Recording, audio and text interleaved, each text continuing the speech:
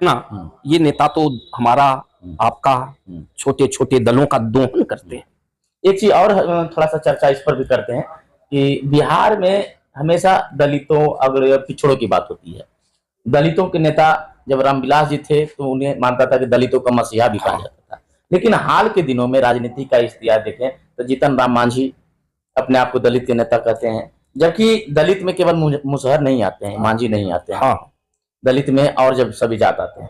चिराग पासवान भी कहते हैं कि हम दलितों का बेटा हूं, पिछड़ों का बेटा हूं, रामविलास के बेटा हूं। तो ये बात है कि दलितों का बेटा जब ये दोनों कहते हैं तो कई बार आप पूरा राजनीतिक उनका करियर उठाइएगा, चाहे चिराग पासवान के चाहे जीतन राम मांझी के, दूसरे जात के लिए क्या किए?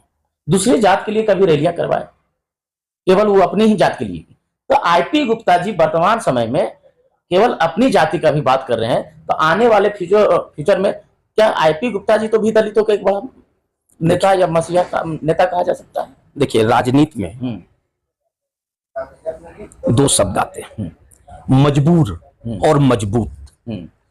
और राजनीति में इन दोनों शब्दों में विशेष फर्क नहीं होता है।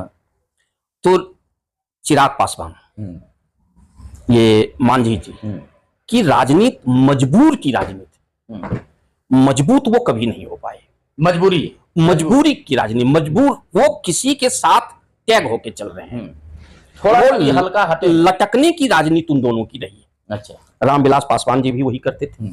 और चिराग पासवान जी को मैं राजनेता तो नहीं कहता, अरे उनको थमा दिया गया पिता के द्वारा, वो आ गए राजनीति में। राजनीति उन्होंने की कब? पिताजी थे, एमपी बन गए, दोबारा एमपी बन गए, ये तीसरा चांस है, एमपी बन गए।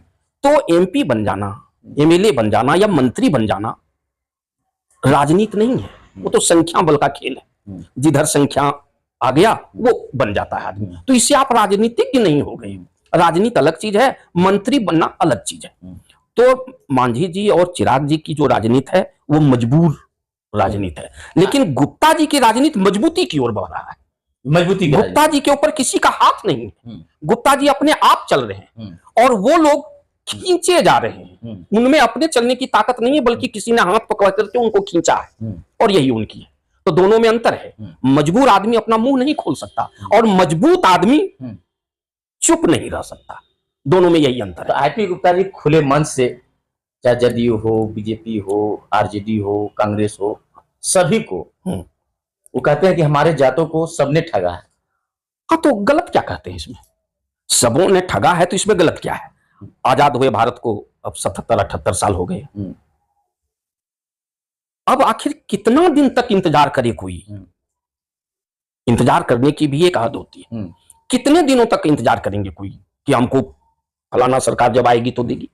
ऐसा तो हुआ नहीं। तो अगर वो कहते हैं तो गलत नहीं कहते हैं, वास्तविकता भी यही है।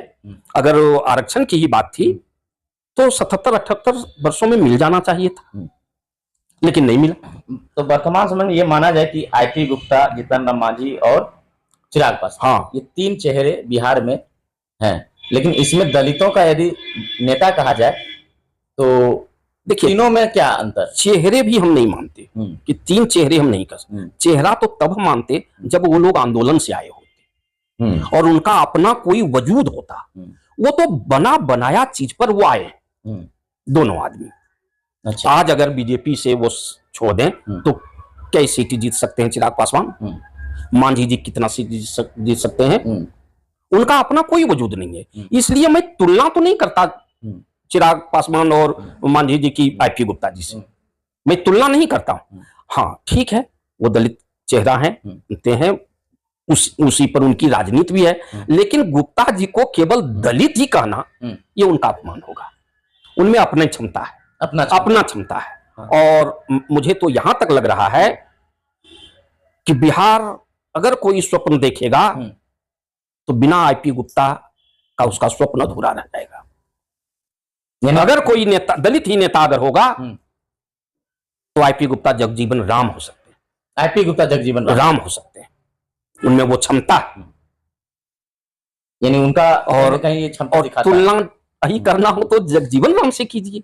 ये चिराग जी या मांझी जी हम तो कहा कि इन दोनों की राजनीति मजबूर की राजनीति है, वो मजबूरी में राजनीति कर रहे हैं, अपना कोई वजूद नहीं है। चलिए, तो देखिए, अभी मेरे साथ बात करने के लिए वरिष्ठ अधिवक्ता अनिल कुमार पांडे जी ने, हाको और थम्पान का प्रेरक इंजीनियर आईपी गुप्ता, और हाल के दिनों में जो पूरे बिहार में ये पान आंदोलन, आईपी आंदोलन चल रहा है, इसको लेकर के भी बहुत अच्छी बातें इन्होंने कही।